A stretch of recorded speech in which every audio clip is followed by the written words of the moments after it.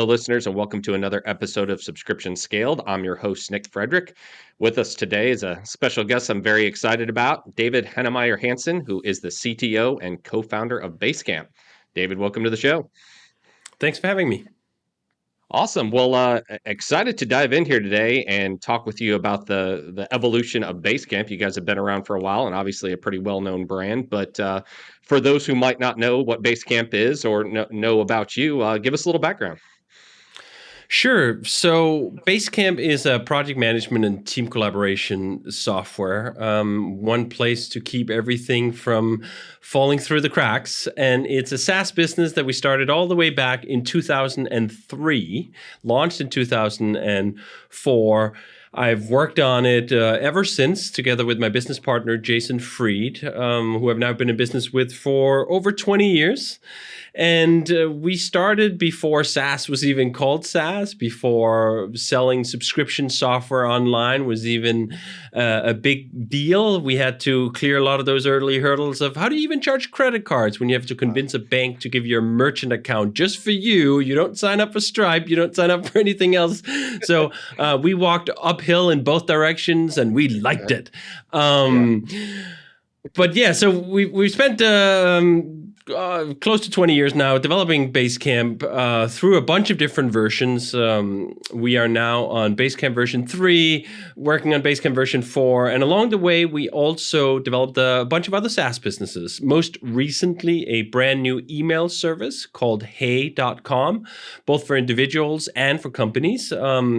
For the people who are tired of being a product and rather would like to buy a product and get out of Gmail and the Google spy universe, that is what Hey is there for. And then over the years, we've had a bunch of other businesses. We've had something called Highrise, a CRM tool, and Campfire, a chat tool, Slack, about 10 years before Slack was Slack. And a bunch of other things. And then we've written about our journey. We've always tried to, as we say, outshare the competition rather than outspend it. So we've written books, 4 of them, and we've spoken at conferences, and I've been blogging for about 20 years about our journey, everything we learned about building the business, how to run the business, how to build software. We also build our own software toolkit. Ruby on Rails is the toolkit that we built at Basecamp to make Basecamp, and now is used by a bunch of other companies in the world. Bunch is an understatement there, David. Yes. And that's obviously been fun. I'm still very much involved with that. So that's been the focus of my career, and that is Basecamp. Well, there was a lot of information that we can unpack right there, and I'm excited to do it. But to go back, you were saying outshare the competition. Can you define that a little bit?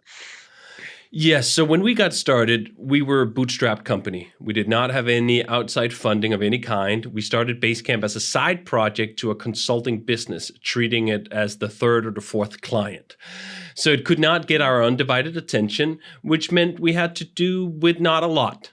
And when we launched it, we didn't have any money to buy billboards or ads or anything else like that. We simply had to drum up attention by being interesting and having something to say.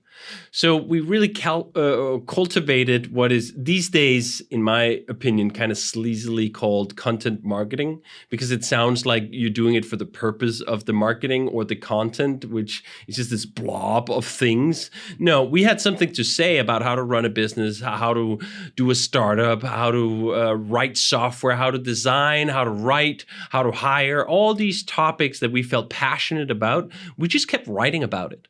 And it started with the blog that we had for many years, Signal versus Noise, something we ran for over 20 years since 1999.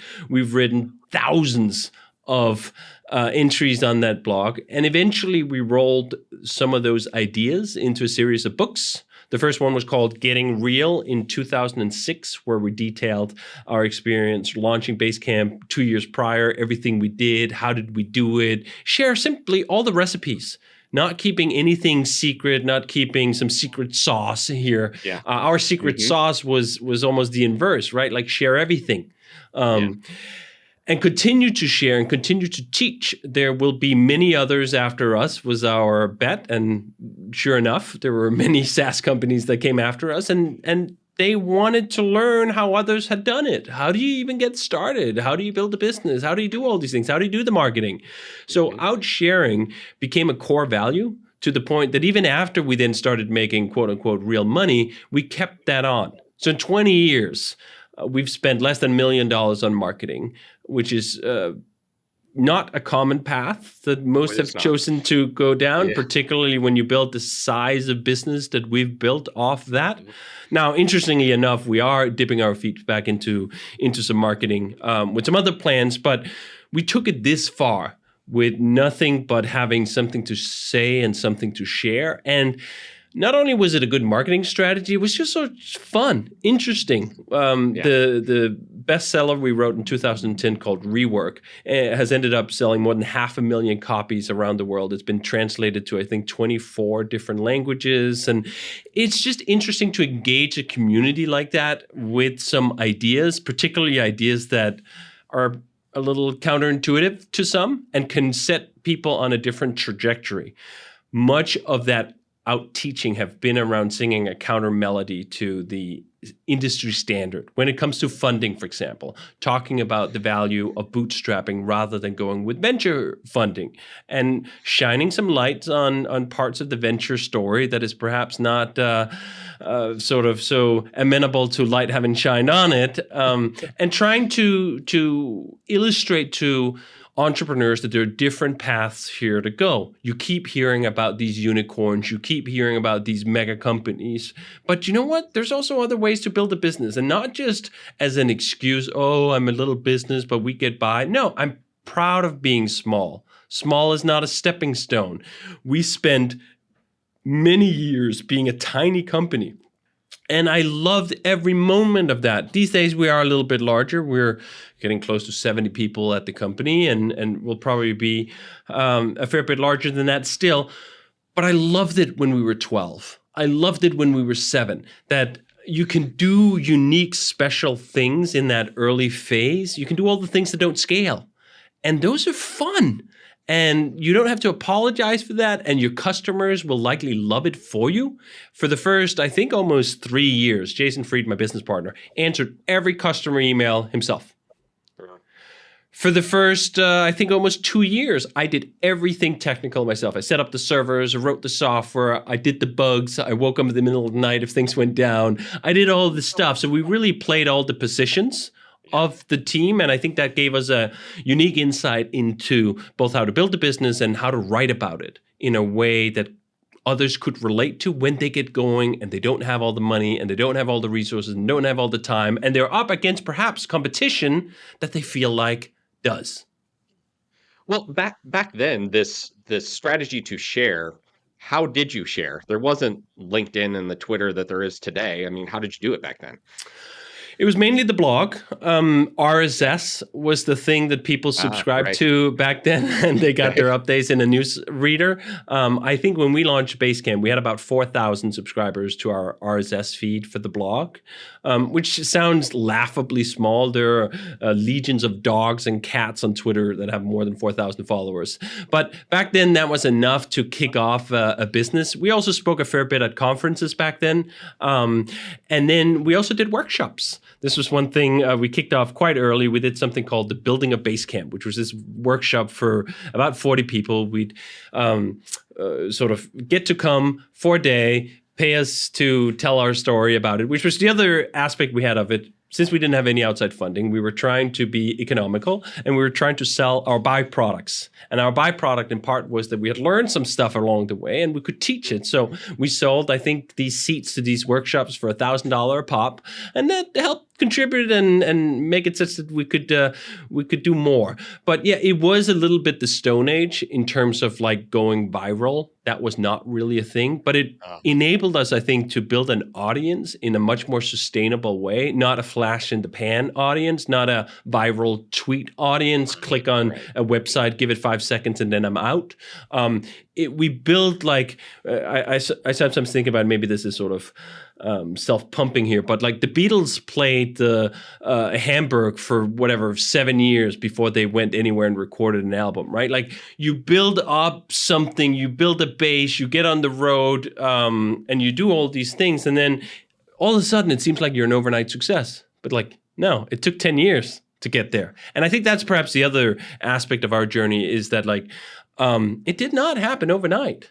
We did not end up with the brand we have or the size of the company or the number of subscribers in 5 minutes or 18 months or anything else like that. It took a lot longer, but it was fine. The journey was amazing. Even though I hate that word. It's always something that goes in a press release when someone gets bought. No, we're off to our new journey here with our best friends who can enable all the blah, blah, blah, blah, blah. Oh, yeah, those buzzwords. I try to avoid that word, but it was still fun, right? And we got to share along the way, and we built this business block by block in a way that I could really sort of relate to personally. We were very and are very involved. Jason and I, the founders of the business, we're still here 20 years later. We've done it all, played all the positions and all the stuff. And I think it gives a distance that's very short. Like we don't talk like a marketing department. We don't talk like a PR department. We don't talk like a spokesperson.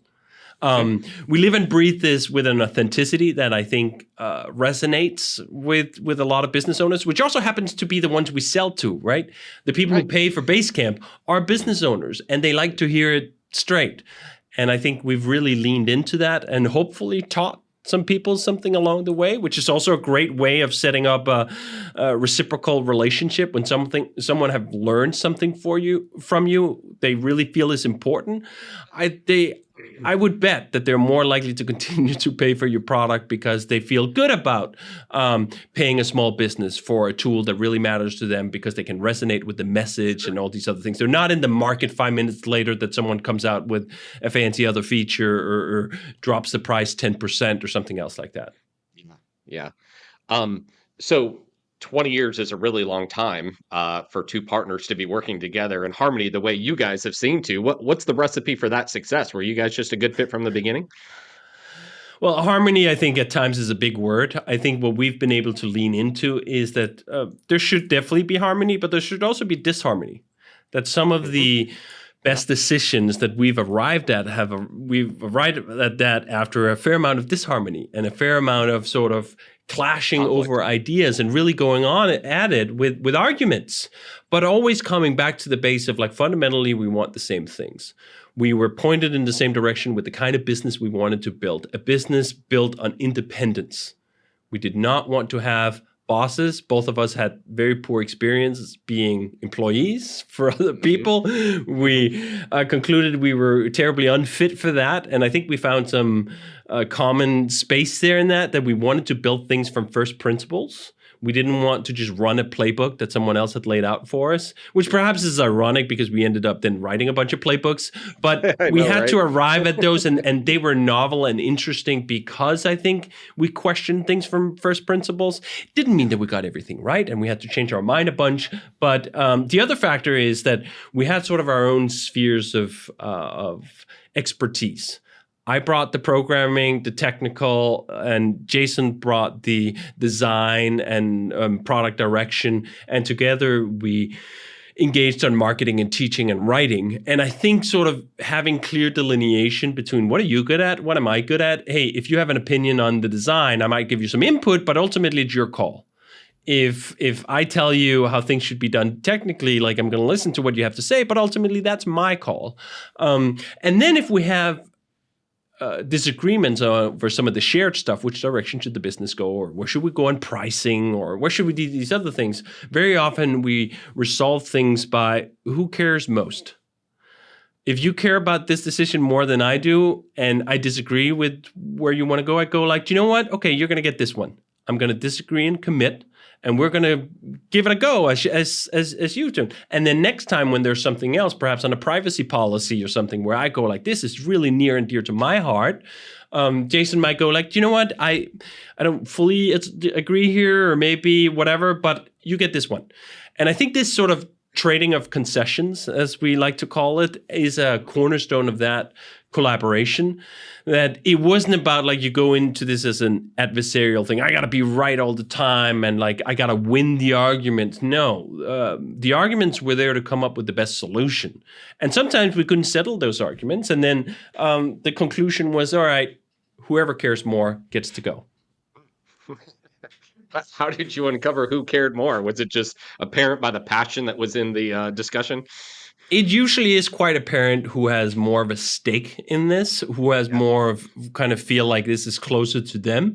yeah, Um, so yeah, I don't think that was ever a close call. It seems like all of the heated discussions we had, in virtually all cases, you could use like who cared more about this okay, and where should go. And then the other thing was that we had this principle from day one that let's try to make mostly small decisions. Small decisions are easy to revert.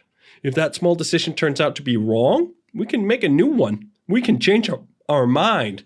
Much of the sort of battling of the minds came because we did not know. We did not have the data. We were speculating. And then I was speculating about the future. You were speculating about the future. And like, well, that's the battle of speculation. We could also just go with one of the speculations and see what reality tells us. And then when reality shows up and say, hey, you were right, then argument settled. So tried to set up the business in such a way that we never gambled the business. We gambled all sorts of things along the ways that were sort of like this could go well or bad, but it would not take the business down with it. I think that's where you really get into trouble, where the stakes feel like they're too high that you can yeah, just give in, is if you're risking the business. So yep, let's just not do that. One of the beautiful things about SaaS software is that it is in many ways such a boring, predictable revenue stream. So once you have sort of a baseline going, it takes effort to screw it up. Now, that doesn't mean you can't screw it up over the long term, or you can't sort of just churn your way through a customer base and you can't fill up your bucket and so forth. But like, it's rare that a SaaS company will make a decision and then like if it was the wrong one, they're out of business tomorrow. Right? Like usually there's some time where you get to revert yourself and go right. like, okay, the Fix market it. just told me that was a blind alley. We got to Mhm. bag up here. So we tried to do that and delegate the sort of refereeing to reality. Yeah. Well, okay. Let's go back in time though to 2003, 2004 when you were launching this company. You said you guys have been SaaS from the beginning, and that was right about the time when SaaS was barely a word, if it was at all. I remember, I think it was around that time when Salesforce was starting to get bigger and they had their no software symbol, out there, so it was just starting to become a thing. But did you guys immediately think that that was the future? SaaS is the way to go here, or were you tempted to do a more off the shelf, install locally type application? Yeah, so SaaS was definitely not a term then. I don't think that was coined until maybe '05 or '06 or Okay. something. But Salesforce did have their no software button. I remember that distinctly. But Yeah. both Jason and I are professionally children of the web. That we grew up making things for the web, building websites. I've been involved with the internet since '94, '95, building websites of various kinds. And Jason had as well. Jason had actually also dabbled with some installable applications in FileMaker Pro, I think it was, for the Oh, yeah, I Mac. remember that. But when we teamed up, it was about the web. In 2001, we started working together. We worked on consulting projects that were web projects. So this was what we knew. This was our expertise. This is what we wanted to do. And I had just fallen in love with the internet in like '94, '95, and kind of knew that this was the platform for me. This is what I wanted to do. And this was where my skill set was being developed with HTML, CSS, JavaScript, PHP, and all the other things until I found Ruby and developed Rails after 2003. But the web just made sense to me from a core idea of like, why am I even starting my own business here? Why am I joining this with Jason? Fundamentally, Jason and I wanted independence. And the web affords you an independence as a development platform like no other that has ever been before or come after. You don't have to ask permission to develop and distribute software, as is tragically now we've regressed when it comes to these mobile platforms on both iOS and Android, where you do have to ask permission, and it just makes my skin crawl. And we've had our battles, and I've actually taken it upon myself to really throw myself into the antitrust movement to do something about that, because I had such a love for the web and the permissionless nature of it. And you'd go out of business if you had a crappy business, not because a gatekeeper didn't like what you had to offer. You let the Mhm. market decide whether it's good or bad, not some app store reviewer that works at Apple and gives your whole business idea about 45 seconds before they determine, no, that's not something we want in our store. And I had watched that sort of somewhat with boxed software through 80s and 90s. You had to convince a store to carry your software. And then if they did, they took a huge cut of it. And like, no, if I was going to do that, I might as well just work for someone else. I was not going to work for someone else. I wanted access where we could put out the best we could come up with, whether that was quirky or weird or didn't make sense to some purchasing manager. Hey, let's make customers determine whether what we have is good or not. So the web was always a foregone conclusion for us, even though we were so early that we had to convince people about things like, is it safe to put in a credit card in this form to pay for a piece of software? That was actually a major part of it in the beginning, that like, yes, people perhaps had dabbled with some e-commerce and bought some books from Amazon and so forth, but like buying software online, that sounds sketchy. And we had to kind of convince them that it wasn't, and that we were trustworthy. And it was okay to give the credit card. I mean, a funny anecdote about that was just before we were due to launch Basecamp in February of 2004, we talked to our bank about the merchant account and showed them what we intended to do, which was to launch a product that was going to be charged on a yearly basis, and it was going to cost $4.99. And we had built that whole thing out, and we had a billing process and everything. And the bank just laughed and said, like, what are you talking about? I can't let you sell a subscription where we're on the hook for a year if you guys go out of business in 2 months and someone's going to do a chargeback on their credit card. No. So that's how we ended up billing monthly. Because the merchant account simply would not allow us to do that. So we scaled it back, and it turned out to be better business anyway, because we were able to raise the prices as no one. Now it's funny, things have gone full cycle, and like now actually the yearly subscription is the one that most businesses would like to push. It's got better retention and so forth. But at the time, we were simply not allowed to do it. So this monthly subscription model, which was really uncommon in those days, was something we were pushed into. Yeah. Wow, that's fascinating. That story right there. I've been doing payments for about 20 years now, and subscription from the beginning. And it's funny because the lessons I had to learn along the way, like yours, because there was no other way. I remember talking to our merchant processors and trying to talk with them about our products and what we were trying to do. And 9 times out of 10, they were like, I'm sorry, what are you talking about? And then the risk people would get involved and forget it, because if they can't wrap their head around it, they're not going to let you do it. But today, ever since Stripe came on the scene, and, the PayFac concept where they're going to onboard you a lot quicker, plus just, there's so many more doing it now that we've proven the model is safe, right? So it's not nearly as risky as it used to be. But if you've started a subscription business in the past 5 years online, you should thank all of us that did it for the 15, 20 years prior to that, who had to kind of forge these roads. It got a lot easier. Now, the irony, too, of course, is that SaaS businesses are some of the most predictable, safe businesses you can possibly imagine. If you're comparing it to hits-driven businesses like selling box software, you spend freaking 5 years making a new video game, and you just hope that someone's going to buy it, and you're going to see a huge spike in sales like that one time, and then you have to starve for the next 5 years while you're coming up with your next game and so forth. Charging people on a monthly or yearly basis for particularly business software is just a very safe, boring way to make money, which is lovely.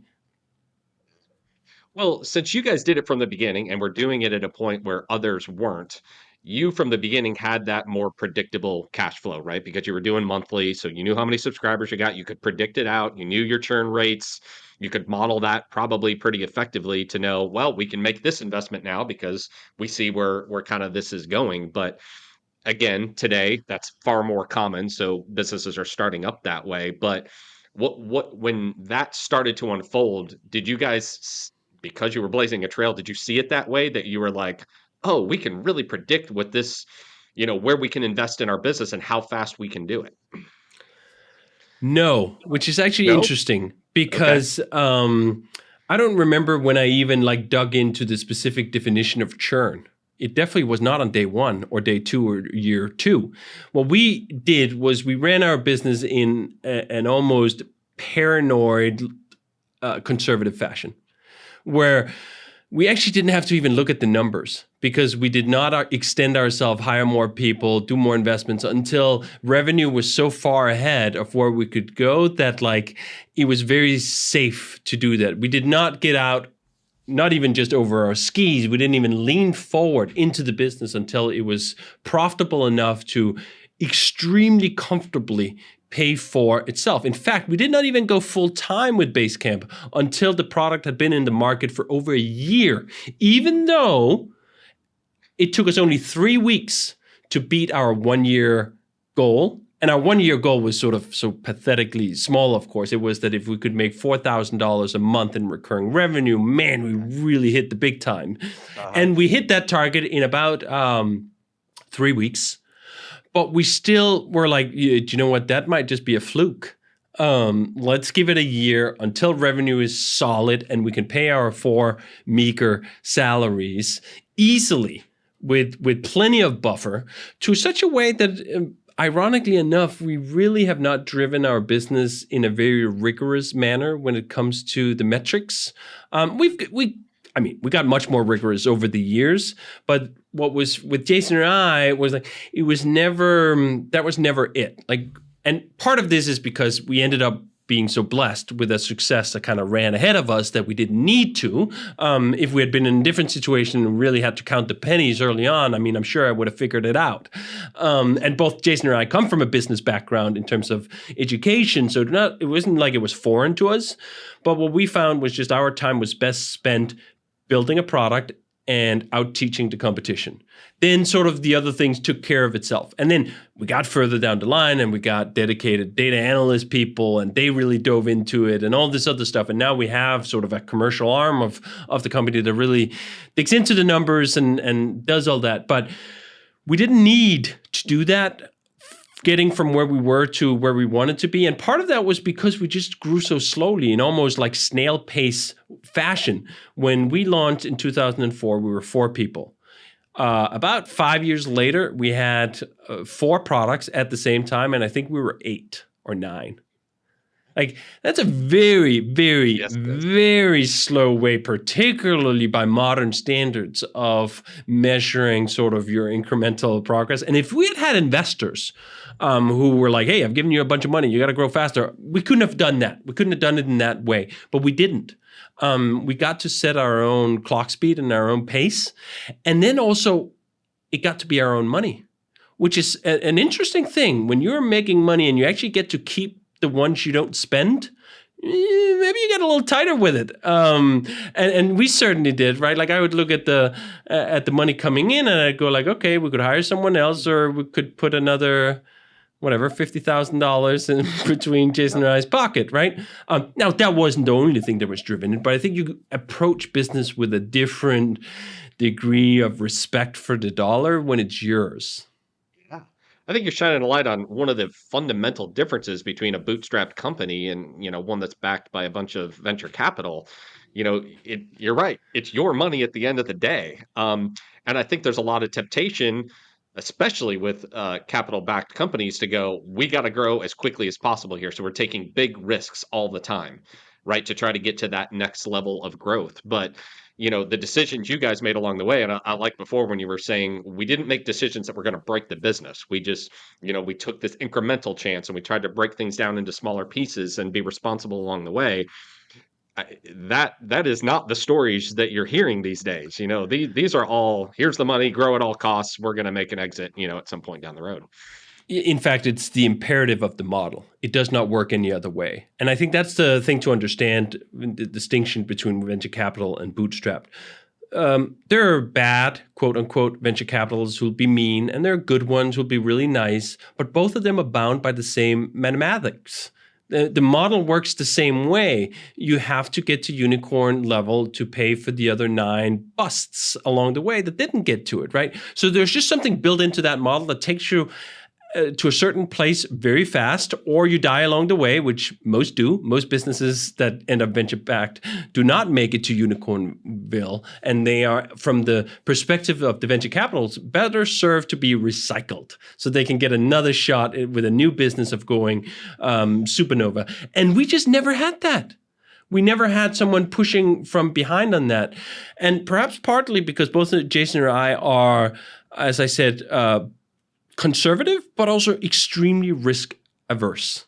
Like you think the stereotypical idea of an entrepreneur is someone who just takes wild risks and puts it all on 5 credit cards and mortgages their house just to make the next payment. And then boom, they make it big. And like we were never, ever in a million years even close to that. There were no risk at any point along the way. We spent some time developing Basecamp, but we had clients on the side. If Basecamp hadn't worked, we would have continued to serve those clients and lived another day. And all these things then along the way was just so ingrained in who we were, in part because we had lived through sort of the dot-com boom and bust. And I think like anyone who lived through the Depression, you are marked with scars on your soul about how to act. And we saw all the madness of the late 90s and that industry business and all the fraud and the froth and the bust that came after it and went like, do you know what? I'm not going to put myself in that situation. So we're going to really have everything set up in such a way that there is no risk if we can avoid it. And then you end up on a completely different path. And then you end up on this path with the other magical thing about SaaS is in many instances, it's a zero marginal cost business, which means that if you keep your costs in check and you grow your top line, all of the top line is profit, all of it. And that's a very nice business in ways that I still fail to understand how so few companies manage to be wildly profitable early on, because like almost how can you not? You really have to make an effort to not be wildly profitable under such terms of no marginal costs and so forth. And again, it was our money. It was our skin in the game. When we hired someone more in the early days, we used to like to say, hire when it hurts. When there were no other options and we were sick and tired of doing the job ourselves, that's when we'd hire someone. So we just ended up with that snail pace expansion while the business was taking off, not at a snail pace, but at a rocket pace in comparison. I got to ask, though, because I got to believe there's others, even bootstrapped founders who have found themselves in a situation where they're growing, they're starting to get more attention. They might not be seeking capital, but now it's coming to them, or it's being thrown at them in terms like, I'm sure you guys have dealt with that. How have you been disciplined? Oh, yes. So when we kicked off in 2004, then 2005 hit, and we just got swarmed with venture capitalists. Not just venture capitalists, but also acquisition teams from some of the big companies. This was when, was it like Flickr had just been sold for $20 million to Yahoo or something? That was sort of the time. And obviously, we were still running a relatively small business at the time. We had definitely not made millions of dollars. So that was a little bit tempting, right? Like it was a little bit tempting. Sure. Someone shows up with very large checks and say like, hey, would you like a lot of money? And you're like, I already have a sense. Jason and I, as I said, we were kind of professionally children of the dot-com boom and bust and the web. And we had seen that, right? So I think if we hadn't done, we would have taken the first check, right? Mm-hmm. But we had the scars to prove that we had lived through that era. I knew many friends who ended up sort of at some, we're going to be 100 people in 2 months, and then poof, the company was out of business 2 moments later. But we looked at all of that and we said like, no. And then what happened was Jeff Bezos, actually, at the time, Amazon had kind of, come out from the doldrums of the early bust, and he had made some money, obviously, on that venture already by that time, and was interested in backing founders in a very different way than traditional investors, and certainly very different than venture capitalists. So when his team reached out and said like, hey, Jeff has seen what you guys are doing, very interested, we'd like to chat, and we were like, not really, but this is Jeff Bezos. Come on, let's have a chat.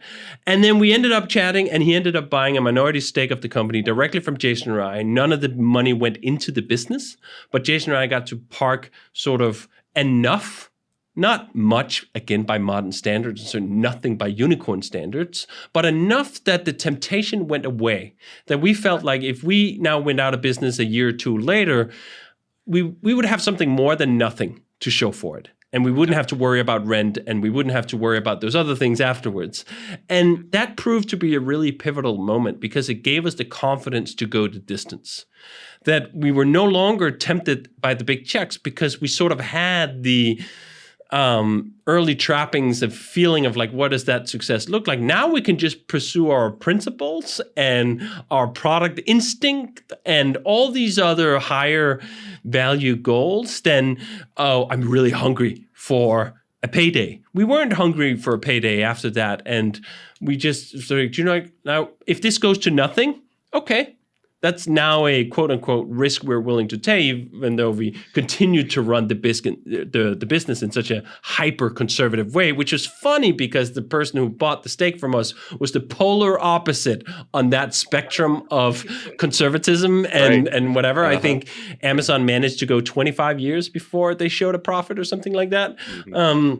So really opposite ends of the spectrum, which was, of course, also what was partly interesting, right? Like Jeff came with a very different perspective and yet could appreciate what we were doing. And perhaps one of the greatest gifts was to give us the confidence and the encouragement to continue to pursue our path, which is quite remarkable when you think usually people, and I've certainly fallen into this camp, you relate to your own experience and you go like, hey, this was a good experience. I should tell other people about it. And Jeff was able to sort of transcend that and go like, hey, I built a venture capital business that's gone to the moon and never showed any profits and so on. And you guys are doing the polar opposite.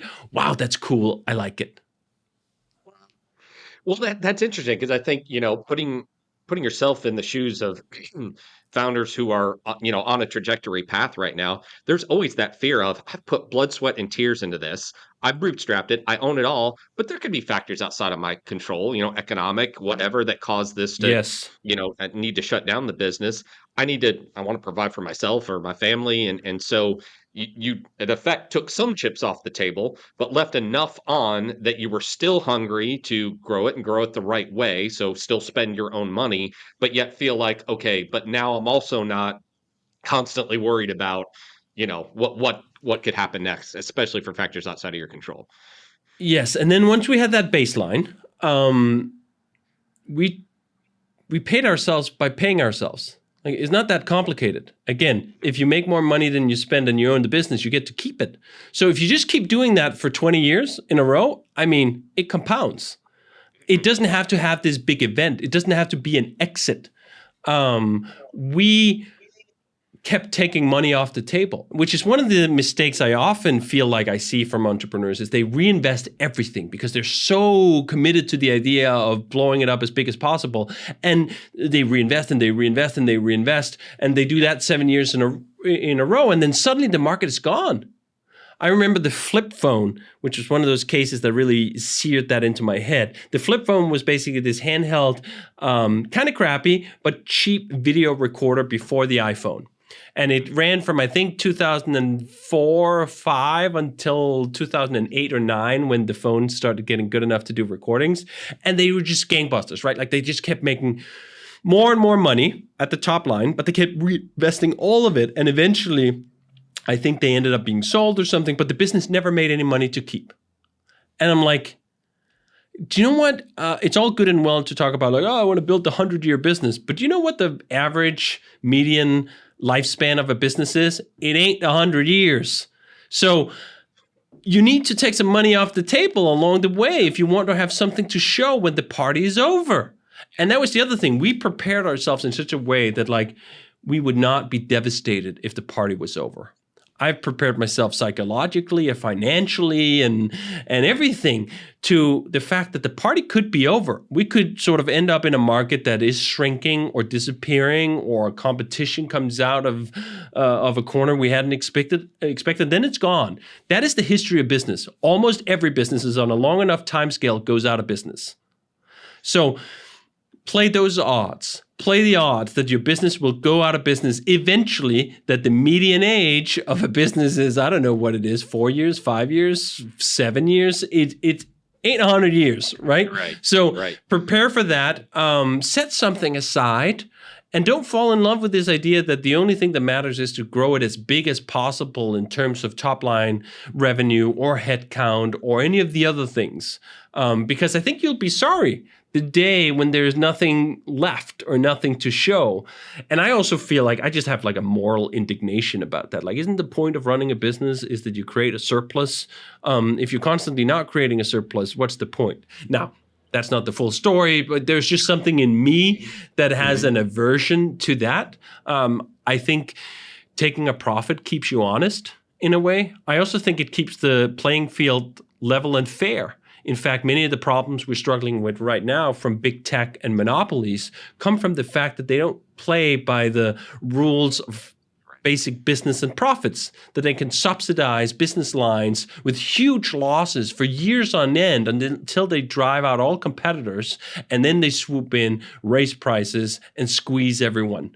And this was something we felt with the new email service, hey.com, that first of all, Gmail had trained everyone to believe that email was free for a very long time. Of course, it was never free. They just sold you rather than you buying a product. And there was some growing realization about that. But then they arrived up in this dominant position where Gmail today is the all-dominating email service, particularly in the US, which froze innovation for well over a decade. I mean, Gmail today barely looks any different than Gmail did in 2004 when they launched it, because they so quickly arrived at this dominant position because they weren't competing on basic market terms. They weren't competing on like, hey, I have a product, I sell for this price, and like I have to create a profit and all these other things, right? Like if you look at many other businesses and state subsidies, you all go like, we can't have these steel mills that are selling at dumping prices because they're getting state subsidy and so on. Yeah, that's sort of kind of what's happening with this, like a monopoly business springs a faucet of cash from one part of it, perhaps they're selling ads, and then they use that to annihilate these other business lines. Oh, email, poof, gone. Collaboration software, poof, gone, or whatever. And I always just had like a moral indignation to that. I don't think that's good for the economy. I don't think it's good for consumers. I don't think it's good for competition. I don't think it's good for the world. We need choice. We need real businesses who have to compete on a bit of a level playing field. Now, I know that's partly just idealistical nonsense, but I also think it is part of the sort of engine of basic capitalism. I mean, you go back to Adam Smith and The Wealth of Nations. He's talking about the problems of cartels and monopolies in 1670, whatever. So even the early foundings of capitalism understood this thing, that the magic of capitalism comes through competition. And if we wreck that, then the magic stops. Yeah. Well, I couldn't agree with you more. I mean, that is one of the biggest problems with big tech. It's become so diversified that, they're able to throw resources at problems and, almost subsidize it with the rest of their business in a way that gets the adoption and to your point, squeezes out everybody else where they can't even compete there because it's really being funded by something else. It's easy to think about Google in terms of search, but they do a hell of a lot of other things. And yes, they subsidized those things for a really long time before they became popular, right? Yes, and the funny thing here is that, I mean, if you take U.S. monopoly law, this was realized from the Standard Oil days, that if you do tying, you can really allow a monopoly to take their dominant power in one industry and gain a dominant power in another industry, not through the ingenuity of their greater product, but because they were using their monopoly force to do it. And this was deemed illegal. And this was how the big trusts were broken up. This was how Standard Oil was broken up. This was how the railroads were broken up. This was how the telecoms were broken up. We just kind of forgot that lesson then for about, 40, 50 years. And now we're finally going like, oh yeah, weren't there something about like if we let monopolies totally dominate these kinds of very profitable businesses, not only will they wreak havoc on competition and choice in the marketplace, they'll also start to meddle in politics. And once you have these trillion-dollar companies with unlimited funds to spend on lobbying and lawyers, you end up with some capture that is not too pretty. And I think that's the issue we're sitting in right now, that nothing was done for so long while all this was being built up, that now the task is just gigantuous you're literally fighting against the biggest companies more or less the world has ever seen, with a deeper war chest adjusted for inflation than just about anything since, I don't know, the East Indian Company. And that's a difficult task for even a well-developed democracy to tackle. And then we could discuss whether the democracy there is to tackle is well-developed or not. But it is not an easy task to take on. Yeah. And I think I hope it works. Yeah, I do too. And the elephant that already felt too big to eat is just getting bigger, right? This problem isn't getting easier to tackle, it's getting harder to tackle. The elephant is going to eat you. That's how it's going to go. Yeah. Well, Dave, the last thing I want to ask you about related to Basecamp, because I think it's very interesting, is your choice on pricing and how you're offering your product to the market, because it's pretty different from your competitors. I checked out the pricing page, and I think it's awesome. It's easy to understand. You've got the side by sides there. But tell us why you chose to go with this really one price. I know you've got the free personal plan, but you've got the business plan, $99 a month, 15% off if you choose to do a year. And you really got a bunch of features that compete with a lot of different platforms. Why did you choose to do it that way? Well, I think what goes with the story is we basically invented the three-way split and sizing it up next to each other. And back in 2004, when we launched, no one else was offering pricing in that way, with like the 3 tiers and better, best in that way with a SaaS product. And then we sold the product like that for many years. And then, partly we got bored is the obvious answer. And everyone else cloned that, right? And went that direction. So there's some of that. But then there was also a sense that, do you know what? Could we do something simpler? Could we do something that just wraps everything up and puts everyone on a level playing field, such that every customer is equal, whether they are 4 people, 10 people, or 100? I had some interest in that because I'd seen the kind of companies that develop when you have enterprise level pricing, and the biggest companies that buy from you are so much more important than the small ones. It ends up kind of distorting the business in a certain way. It certainly sets its priorities. Now, we'd never truly been on that because we were never selling per seat, which is also the common way of doing things. Mm-hmm. But we just even doubled down further on this fact that, like, let's make a great deal. I'll give you a great deal here. It's $99, same as everyone else. That's just it. That's the product. I have such an affinity for the simplicity of that. I remember when Pinkberry, I don't know if you've ever had that. So Pinkberry sells frozen ice cream. When they launched, they had 2 flavors. That's it. All they sold. Frozen ice cream, 2 flavors. The line was out the door. There's just such an appeal in that kind of simplicity. It's very hard to retain. Most businesses then, you look at Pinkberry today, now they're owned by a private equity company. They sell about 1 trillion things and cookies and waffles and I'll get after you. But that initial sense of simplicity just had an aesthetic appeal, I think, to both Jason and I. And also just being different has an aesthetic appeal to both Jason and I. And I think it's a great deal. Now, the funny thing is we are actually looking at pricing again and trying some different experiments and so on and so forth. Because one of the things about being in business for 20 years is like you got to try some new things, man. And just to keep yourself awake.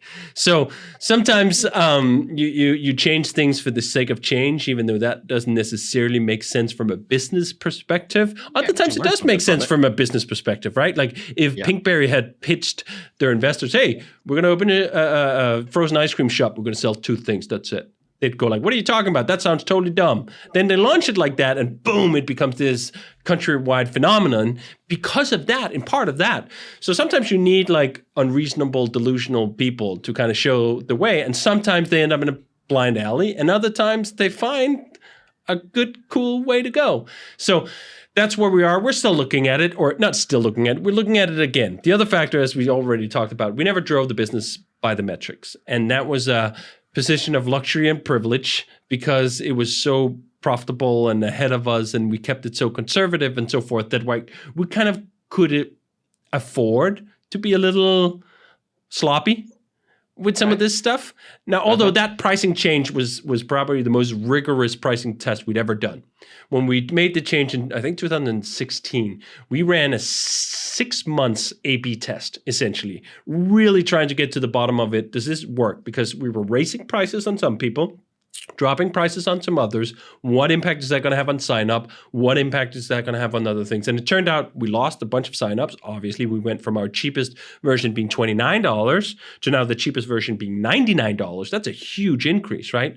But we ended up making substantially more money overall because we didn't lose a corresponding amount of customers for it.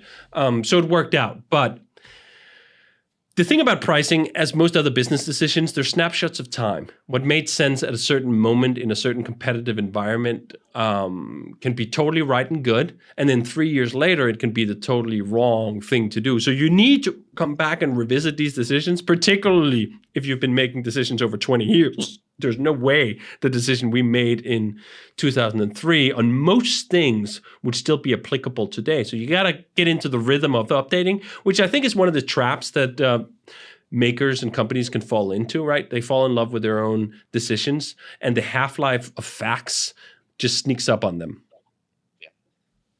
Wow, there's a lot of follow-up questions I want to ask there, but I don't want to take up your entire day, David. I know it's Friday afternoon in Denmark, and it's Friday here too. But I just want to say I have thoroughly enjoyed the conversation. We've gotten into some fun topics here today.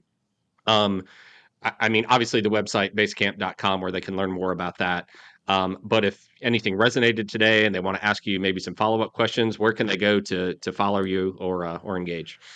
Yeah, dhh.dk has links to all my books, all my writing, and my email address. Okay, awesome. Well, David, again, thanks so much for the conversation today. Truly enjoyed it. There's a lot of value here. Hopefully, sometime down the road, we can have you back on and go deeper into some of these topics. But once again, thanks so much. Really My appreciate pleasure. it.